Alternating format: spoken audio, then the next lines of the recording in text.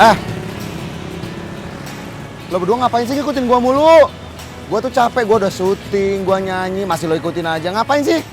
Kita cari satu item lagi. Makan lagi, woi. Makan. Ya udah lo berdua aja yang makan, ngapain ngajak-ngajak gua? Makan di mana sih? Mau makan di mana? Udah cari dulu, cari. Ya, satu lagi. Coba makan sana. Mah. Lo berdua lo. Lu ngapain? Ya udah sinilah sini. Aduh. Sini deh. Ini kayaknya gue lagi pengen makan surabi. Kan daripada gue jauh-jauh. Apalagi ini namanya surabi abdi dalam. Harusnya sih enak ya kan abdi dalam. Ya kan orang Solo aslinya. Kita cobain aja lah yuk. Budis, ikut. Foodies lihat deh, Babang Iksan Tarore lagi kesel banget tuh gara-gara diikutin melulu sama kameramennya makan receh nih. Bye-bye makanya bang, semua orang lapar ya kan? Kalau udah nggak ada amunisi di perut, wah bisa-bisa semua jadi semrawut deh. Penasaran nggak Budis? Gimana sih buat surabi, ya kan? Ya Pak, ajarin saya Pak. Siap.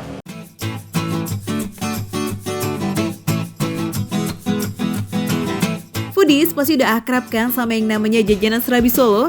Kue tradisional yang dibuat dengan dipanggang di atas wajah tanah liat ini memiliki cita rasa gurih dan legit. Tekstur serabi Solo kalau udah nempel di lidah tuh, aduh lembut banget dan empuk dengan rasa yang manis. Apalagi di tengahnya diberi kuah santan sehingga rasanya nggak cuma manis tapi juga ada gurihnya. Nih kayaknya dari aroma-aromanya sih ada raginya sedikit. Betul. Ya dari aromanya ada raginya. Ada raginya. Raginya itulah yang membuat si surabi ini ada bolong-bolongnya. Adonan serabi terbuat dari santan kelapa yang dicampur dengan sedikit tepung. Nah setelah adonan dituangkan ke dalam wajan untuk dimasak, barulah dimasukkan areh alias santan kentalnya Foodies. Oke kita coba sekarang. Masuk. Ya, op. Oke. Baru masuk ini pandan.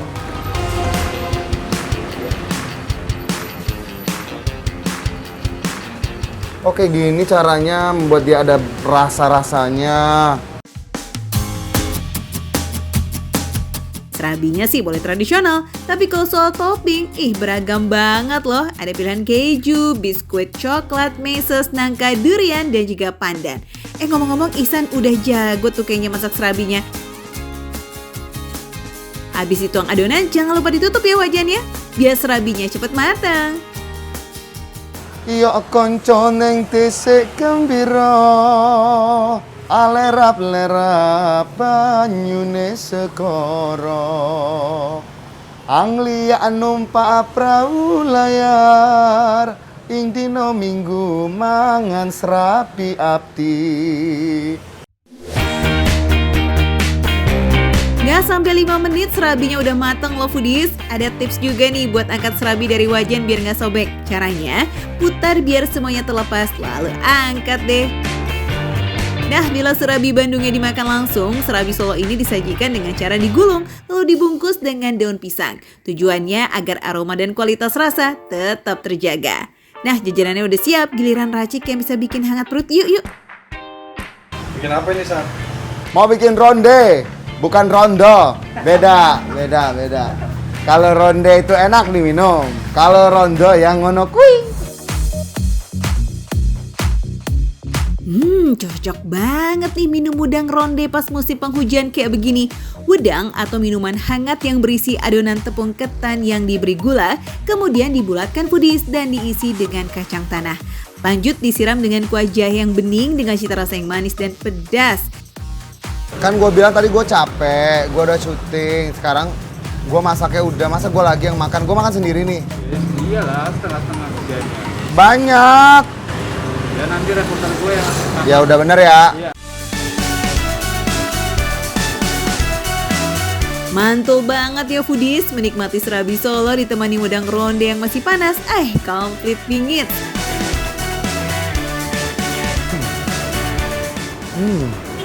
Pinggirannya crunchy. Kita lihat dalamnya. Bismillahirrahmanirrahim.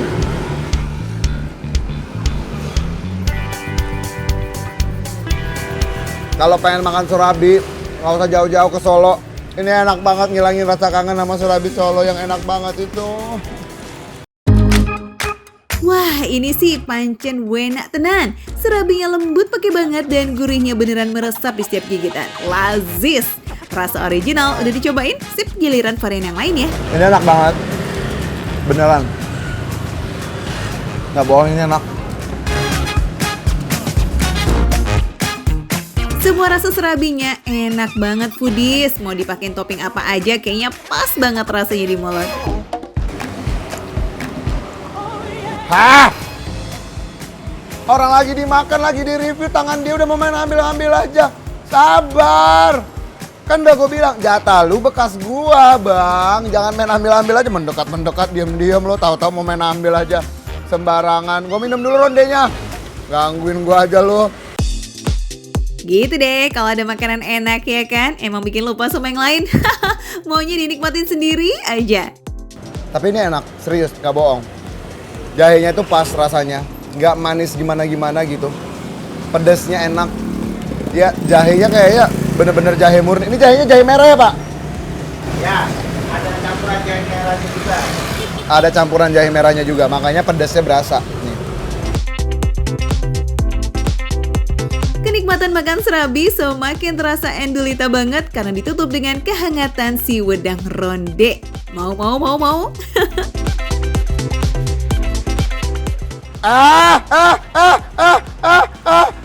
Sembarangan. Ambil. Ya udah deh. Kalau mau tahu referensi makanan murah tapi nggak murahan, di mana lagi kalian harus nonton banget yang namanya Makan Receh. Sikat. Masak sendiri, makan sendiri, cuci. Tunggu dulu.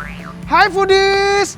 Wah, saya Irwan. Jadi Irwan sekarang lagi ada di daerah Kemanggisan. Katanya sih ada makanan, ada khas Jepang, terus khas lokal, tapi itu tampilannya keren banget. Pengen tahu seperti apa? Yuk, ikutin Irwan. Foodies, makanan sekitar kampus di Jakarta Barat ini memang terkenal receh dan rasanya oke punya. Nah, kalau yang ini namanya Kuali. Tempat makan sederhana yang menyajikan makanan lokal dan internasional ala Jepang, tapi harga mahasiswa alias receh foodies. Kenapa harus dinamakan masakan batu bara? Karena bentuknya mirip batu bara, hitam-hitam gitu. Oh, ada hitam-hitamnya ya? Biar rasa penasarannya hilang tuntas, langsung ikut masak aja sama Irwan yuk. Nah, yang mau diolah ini nama menunya bara plate. Panaskan margarin, ayam potong yang kemudian dibalurin tepung, kemudian digoreng sampai berubah warna. Jadi ini Irwan masak-masak sendiri, makan-makan sendiri. Yang penting rasanya nanti sama ya, enak ya.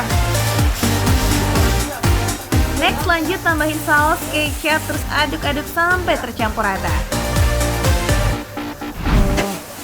Ternyata susah juga ya foodies. Untuk memasak masakan yang enak itu nggak gampang. Nah, setelah bumbunya pas, tinggal tuang deh di atas plate dan beri nasi putih di bagian tengahnya. Ini dia chicken batu bara versi Irwan foodies. Tapi sabar nih, masih ada satu menu lagi. Nasi goreng kuning spesial. Panaskan minyak goreng, kemudian tumis bumbu halus kunyit, bawang merah dan bawang putih sampai bumbunya matang ya. Jatuh bangun aku mengenalmu, namun dirimu tak mau mengerti. Meskipun Irwan masak sendiri, nasinya mau nyanyi juga? Oh, nasinya dimasukin. Oke. Nyanyi sih boleh Wan, tapi jangan lupa masukin nasi putihnya dong. Aduk-aduk terus sampai kuning atau semua bumbunya tadi tercampur rata ya foodies. Nah, setelah mengeluarkan bau harum, tambahkan penyedap rasa ya dan udang rebon kering supaya makin mantap. Ini ada tambahan lagi nggak mas? Ada apa lagi? Telur mata sapi sama chicken katsu. Tuh kan foodies, ada yang spesial kan dari nasi gorengnya. Perpaduan bumbu lokal dan Jepang yang harus banget kalian icip. Menu lain pesanan Irwan ada jamur katsu, dori yogurt, pop lava, ayam keju, dan ayam bakar cabai hijau. Sesuai nama tempatnya, tempat makan ini menggunakan alas makan berbentuk kuali dan wajan dengan ukuran menyesuaikan porsi makanan foodies. Dan semua menu di sini harganya rata-rata sekitar 20.000 aja. Receh dong ya.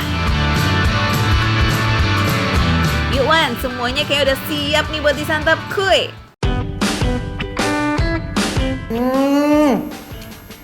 Ini enak banget. Ini satu-satunya nasi goreng yang Irwan masak sendiri, baru sekarang enak banget. Rasanya, wah, ini belum ada nih. Kalau kita cari kemana-mana belum ada, cuman ada di sini. Selanjutnya ada ayam batu bara nih yang tadi dimasak Irwan juga. Gimana Wan rasanya? Ceritain dong sama foodies. Ini enak banget juga nih. Ini baru pertama kali Irwan masak seenak ini. Ayamnya enak banget dan rasa telurnya juga berasa banget juga, enak banget. Rasa ayamnya cukup berbeda foodies. Ayam batu bara ini berwarna kehitaman dan juga perpaduan antara bumbu rahasia yang ditambahkan bumbu rendang. Aduh, kebayangkan enaknya. Jamur katsu sebenarnya masakan asli Indonesia dan diberi sedikit sentuhan Jepang lewat tampilan mayones dan sayuran kolnya. Terus ayam kejunya gimana nih Wan? Dan ini juga rasanya gurih, manis. Ada manis-manisnya, ada pedes-pedesnya sedikit, tambahan sausnya. Dan ini enak banget. Yang terakhir, ayam sos lava foodies. Perpaduan bumbu yang dibaluri ke ayam ini nyantol banget di lidah. Gimana? Kalian yang lagi ada di daerah sekitaran Palmerah bisa mampir ya. Tempat ini menawarkan cita rasa lokal, tapi kayak berbaur gitu dengan rasa internasional. Dijamin kalian akan menemukan sensasi rasa baru, tapi nggak bikin kantong bolong. Foodies, makan receh, harga receh, tapi rasa nggak recehan. Makan lagi!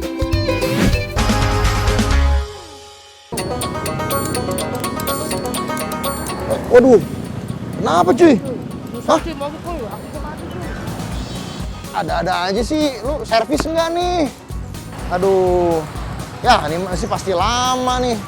Aduh, ini tadi lagi perjalanan sebenarnya, terus mogok, motornya mau dibenerin, jadi dan kebetulan siang-siang ini lapar banget, udah motor mogok lapar, jadi kayaknya enaknya kita cari makan makanan kecil yang seru buat cemil-cemilan. Ke situ yuk.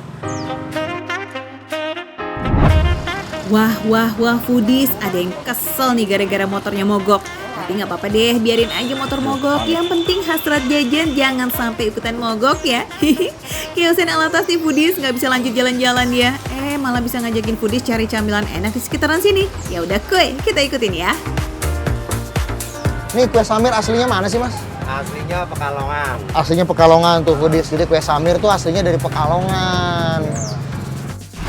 Nah foodies, karena resepnya mendapat pengaruh dari Timur Tengah, kue khas Pekalongan ini juga memiliki sebutan lain yang mirip. Beberapa menyebutnya kue Samir seperti di gerobak jualannya Mas Edi ini nih. Dan ada pula yang memanggilnya kue Homir, namun nama lain yang paling populer adalah kue Kamir. Apapun namanya foodies, sebenarnya ini adalah kue yang sama ya, sama-sama lazis pastinya. Nah, kalau ditengok dari sejarahnya, sebenarnya kue ini memang mendapatkan pengaruh dari imigran Arab yang melakukan jual beli di wilayah pesisir Pemalang. Dulu rasa kue Kamir itu kaya akan rempah, namun lambat laun mulai mengalami perubahan rasa mengikuti selera lokal warga plus 62, hingga akhirnya menjadi manis seperti sekarang. Jadi foodies, ternyata bikin kue Samir itu mudah, nggak susah karena bahan bakunya nggak banyak. Dan proses pembuatannya juga nggak lama gitu. Dia bisa dinikmatin pagi hari, siang hari, malam hari. Pokoknya kapan aja foodies mau nikmatin bisa. Dan biasanya ditemenin sama kopi atau teh. Tuh lihat foodies, bahan-bahan untuk bikin kue Kamir sederhana aja ya. Ada terigu, mentega, telur, dan juga tape untuk memperkaya rasa. Semua bahan kemudian diaduk menjadi satu dan didiamkan selama setengah jam sebelum dimasak. Sepintas, kue Kamir ini menyerupai kue apem atau serabi. Bentuknya sedikit lebih besar daripada kue apem dan bertekstur bantet. Saat ini, varian rasa untuk kue Kamir mulai beragam loh foodies. Selain original nih, ada juga yang coklat, stroberi, pisang, dan nanas. Nah, setelah kuenya dicetak, baru dituang pilihan rasanya di bagian tengahnya foodies. Wih, ajaib ya. Susah-susah gampang loh ini bikinnya. Husein bisa nggak ya kira-kira? Gagal total. Ntar itu saya makan. Gak apa-apa kalau gagal, namanya juga baru pertama kali bikin ya kan? Oh ya foodies, kamir ini berasal dari bahasa Arab hamir yang artinya ragi. Alasannya karena dalam proses pembuatan kue kamir ini, adonan didiamkan semalaman agar bisa mengembang dengan sempurna. Harum. Nah, foodies, kue samirnya udah jadi sepertinya. Sekarang aku mau mindah-mindahin. Oke, sini ya Pak. Kuenya udah mateng nih. Wih, smells good. Kita angkat ya dan diamkan dulu sebentar. Nah, camilannya udah siap buat disantap nih foodies. Tinggal cari yang seger-seger aja kali ya buat teman makannya. Setuju? Oke foodies, ternyata mungkin karena hujan banyak pedagang minuman yang tutup. Jadi sekarang kita cari makan makanan lucu lagi. Ini depan aku sekarang ada rujak. Ini rujak apa namanya Pak? Rujak perut, rujak ulat. Boleh juga nih makan kue kamir ditemani sama rujak buah. Apalagi kalau pilihannya rujak khas Cirebon Mang Toto. Ini udah eksis selama 20 tahun foodies.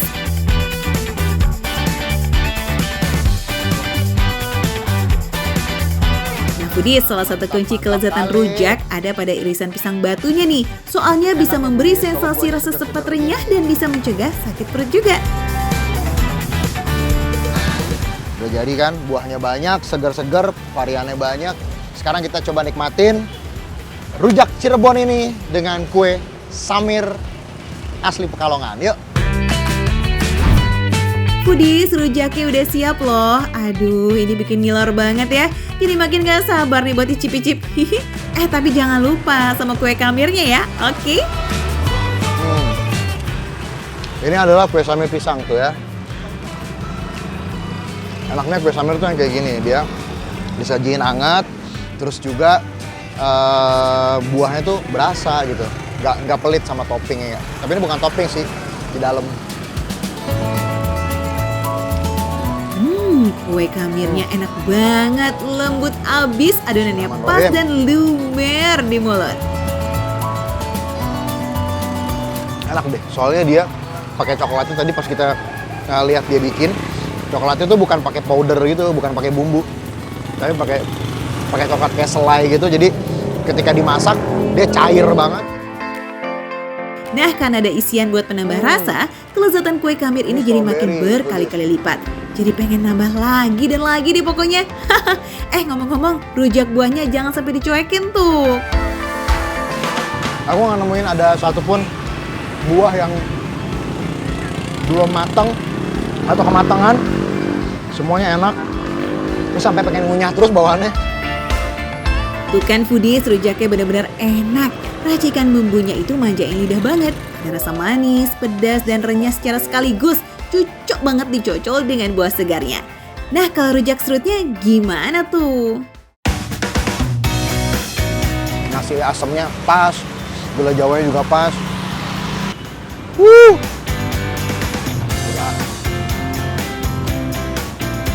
Enak. Kue kamir dan rujak buah sama-sama TOP. Harganya juga receh foodies. Kue kamir ini hanya Rp1.500 per buahnya, sementara rujak ini seporsinya Rp15.000 aja. Juara kan recehnya? Makan camilan kue kamir ditutup sama buah segar, nampol bingit. Ini dia nih baru yang namanya makan receh. Biar receh, tapi rasanya jelas enggak recehan. Ini makanan semuanya murah, receh, tapi nggak recehan. Mantap.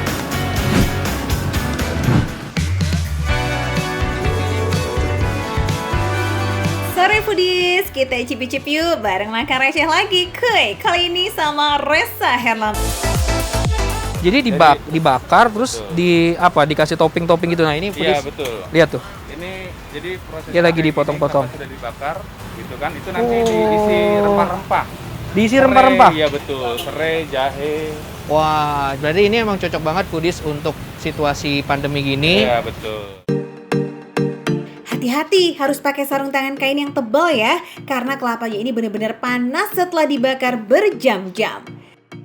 Bismillahirrahmanirrahim. Waduh. Oh, ini udah ada beberapa kelapa yang sudah diproses bakar ya. Jadi memang biarin aja gini ya.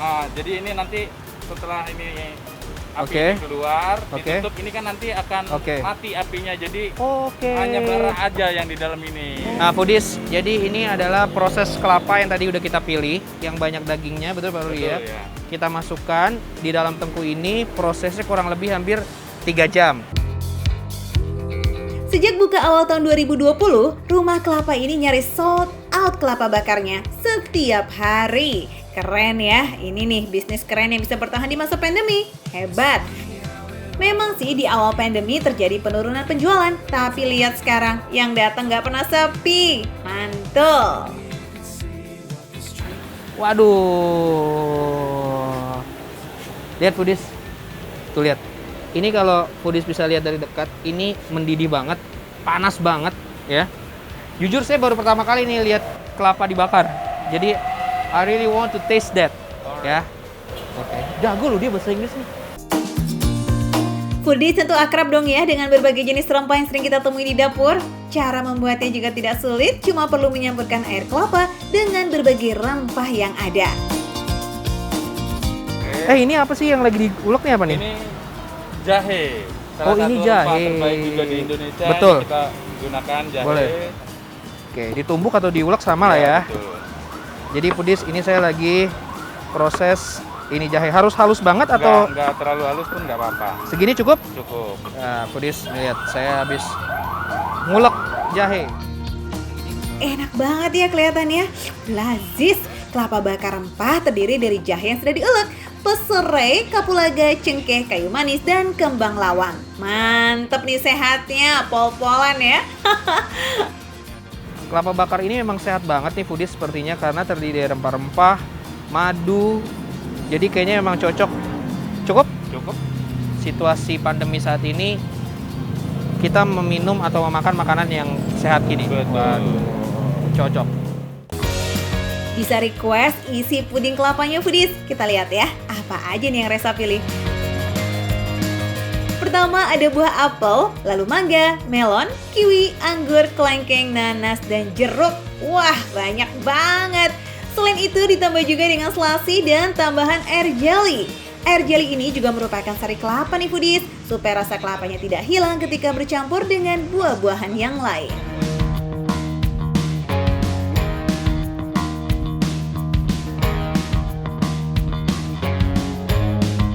Ini foodies, ini kalau dilihat ini panas banget. Jadi saya mau coba. Bismillahirrahmanirrahim. Seger banget sih memang. Apa ini kayak bener kayak wedang gitu, kayak bandrek gitu karena udah ada banyak tadi ada jahenya, ada apa namanya rempah-rempah yang lain. Jadi ini emang enak banget. Cuma karena memang ini dibakarnya hampir 3 jam foodies, jadi memang masih terasa banget panas. Tapi langsung nyes gitu. Kayaknya enak gitu, anget gitu di badan foodies. Sabar dulu ya, asapnya masih ngebul tuh. Rempah-rempah ini emang enak banget diseruput ketika lagi hangat foodies. Kebayang dong ketika bercampur dengan air kelapa. Wih, mantul ya lazisnya. Ini daging kelapa ya foodies.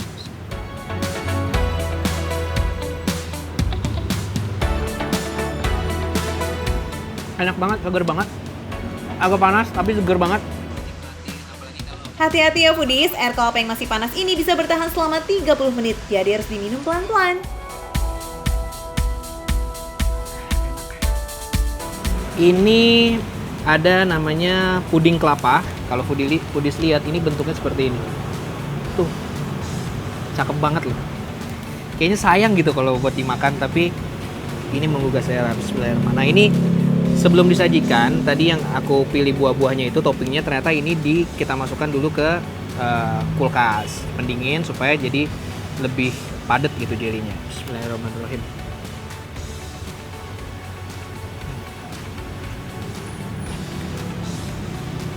Enak banget ya. Dua tipe rasa yang berbeda. antara kelapa bakar sama puding ini.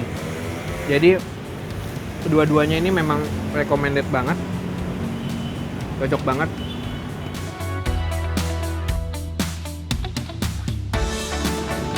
Pasti Budi di rumah nih ngiler banget nih. Padahal ada berbagai macam buah yang bercampur di dalamnya, tapi rasa kelapanya tuh nggak hilang. Yang pasti khasiatnya jadi makin pol. Langsung kita gabung sama ini. Ini ada jeruk. Bismillahirrahmanirrahim.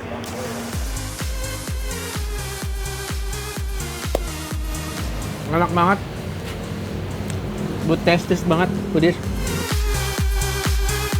Nah, kalau Foodies punya uang Rp50.000, udah pasti bisa menikmati dua menu ini secara sekaligus. Gak perlu mahal-mahal ya, tapi ini sehat dan berkhasiat. Nanasnya tetap kerasa, melonnya juga kerasa, puding kelapanya juga kerasa banget, jadi enak banget. Nah ini kita gabung sama buah kiwi. Kiwi.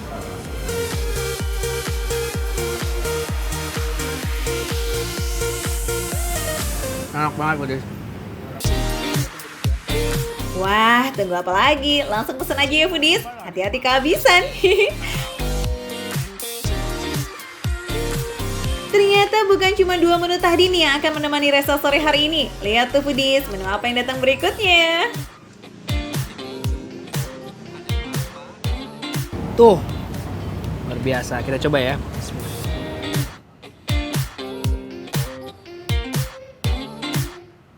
Enak banget, Budis.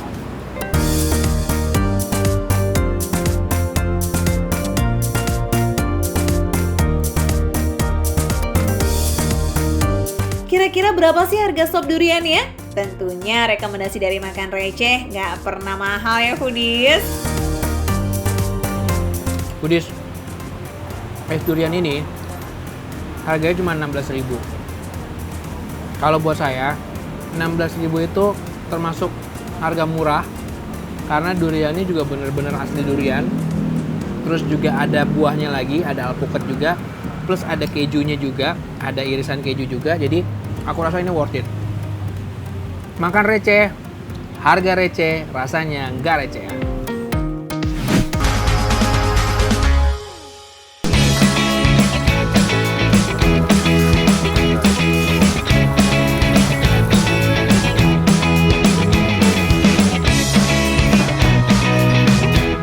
Katanya ada iga bakar yang enak banget tapi harganya receh. Daripada penasaran, langsung aja Foodies. Kita cus. Wah, kalau lihat yang bakar-bakaran begini jadi auto kepo ya Foodies. Apalagi tadi katanya harganya receh, nggak sampai 50.000 loh. Oke Foodies, jadi kita akan mengoleskan bumbunya dulu supaya lebih meresap ya bumbunya. Iya, Oke. betul. Sebelum dibakar jadi aku ngolesin bumbunya dulu. Lihat deh Foodies, iganya mandi bumbu. Kayaknya nggak ada satu sisi pun ya yang luput dari bumbu olesnya. Mantap! Panas dari pembakaran akan membuat bumbu yang menempel makin lekat tuh meresap ke dalam daging iganya. Meski kelihatannya cuma bara nih Foodies, tapi tetap panasnya tuh nampol banget. Jadi wajib nih iganya dibolak-balik biar nggak gosong soalnya nanti bagian luarnya. Oh ya Foodies, sebenarnya daging iganya sudah dimatangkan dengan cara di presto ya.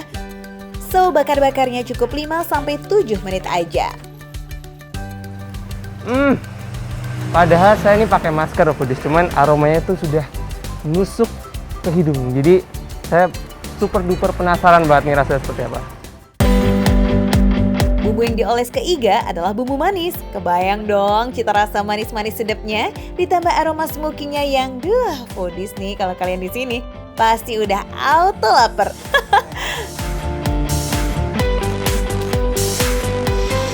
Berbeda dengan yang bakar-bakaran tadi, kalau goreng iga nih cuma 3 menit aja, 2 kali lebih cepat nih Foodies.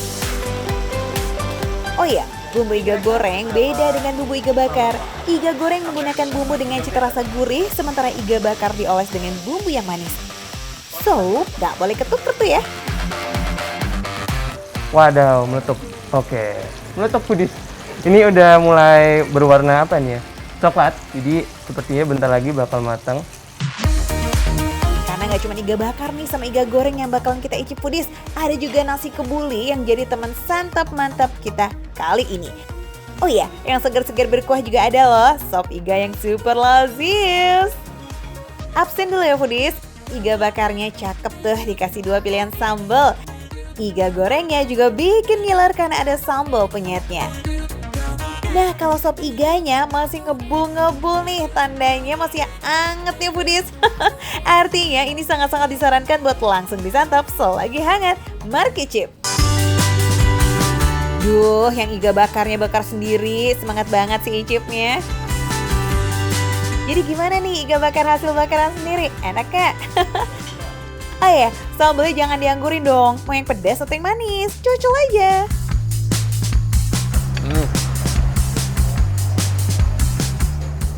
Mantap. Meski sudah melalui proses pematangan 2 kali, juicy-nya dari si daging tuh masih terasa foodies. Ditambah aroma-aroma smoky-nya yang bikin nafsu makan semakin nambah. Iga bakar kita santap ala barbar? Why not? Sikat! Biar makin puas, mama-mama pakai nasi kebuli dong ya. Mantap foodies. Mantul abis. Suasana kayaknya mulai memanas nih foodies. Nuka kayaknya udah nggak cocol-cocol sambal lagi tuh, tapi langsung siram sambalnya ke iga goreng. Ajil. Jadi untuk iga yang penyet ini, dagingnya kalau menurut Nuka itu sedikit lebih keras daripada yang iga bakar ini, dan sambalnya sama-sama pedes. Jadi ini sambal penyet ini emang sama iga penyet ini kombinasi yang super duper pas. Proses penggorengan memang akan membuat tekstur daging iga bagian luar agak mengeras, tapi dalamnya tetap empuk, sama sekali nggak alot. Sekali gigit langsung lepas tuh dari tulangnya. Nah, ini dia urutan paling bontot, sop iga. Kita seruput-seruput ya foodies, nggak usah pakai lama. Cus, langsung aja. Bumbunya itu kuat banget pedis, dan juga asinnya dapat, terus pokoknya kombinasinya pas gitu. Surprisingly, Nuka ternyata kepincut juga nih sama sop iganya. Gimana enggak? Selain kuah kaldunya yang gurih dan kaya akan rempah, dagingnya juga empuk pakai banget tanpa ada perlawanan tuh foodies. Oh iya, kuahnya asli bening loh foodies, nggak pakai keruh tuh karena kebanyakan lemak atau kayak orang awam biasa menyebutnya gaji tuh foodies. Dagingnya lebih empuk lagi, mungkin karena kuah kali ya, jadi lebih empuk lagi. Iga bakar Rawamangun ada di Jalan Tawas nomor 14 Jati Pulo Gadung, Jakarta Timur. Jam 11 siang udah ready nih foodies, so bisa banget kalau kalian pengen makan siang di sini. Tapi kalau kalian baru sempat kesininya malam, sebaiknya sebelum jam 9 ya. Oh iya, khusus hari Minggu, libur dulu ya foodies. Oke foodies, ini baru makan receh. Menu receh tapi rasanya gak receh.